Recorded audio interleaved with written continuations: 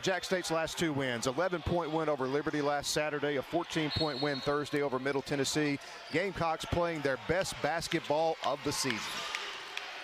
Maybe not the exact top of the roster, but darn close, as a power move to the window by Tyrone Marshall. Speaking of the big man, Mason Nicholson had maybe his best game of the year in the first meeting between these two. He had 20 points, 12 rebounds. Marshall with the steal, and he runs the court. 11 points in the first half the other night against Middle Tennessee. He had 10 points in the first half last Saturday against Liberty. And there's a tray off the perimeter by Christian Lander. At Kennesaw Thursday, they had won 3 in a row, so they'd love to get back on the winning track, and they are definitely playing with a lot of energy and pace here in the first half of this one. Jalen Jackson gives it to McHenry. All the shots that were falling on Thursday night are not falling here today. And another tray by Braxton Bayless makes it a 13-point lead. So the Hilltoppers, who have hit their last 4 shots in a row, trying for 5, and they got it. Oh my, they are on fire here today. Marshall letting that one fly. Pierre. He'll shoot over everybody and makes it go. If nothing else, to maybe get them going a little more.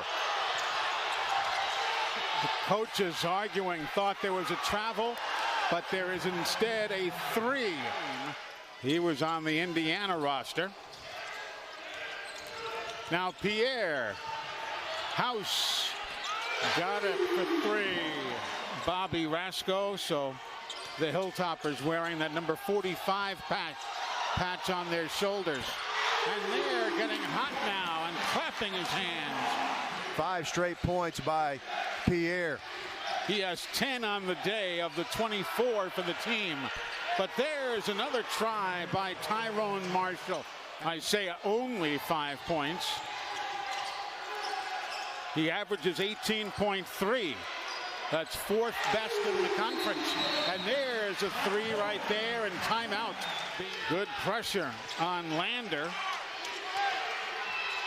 Baseline run, count it, for Don McHenry. That's just an explosive move downhill. He had 2 Gamecock defenders bearing down on him. He still was able to reach out and get that basket to fall.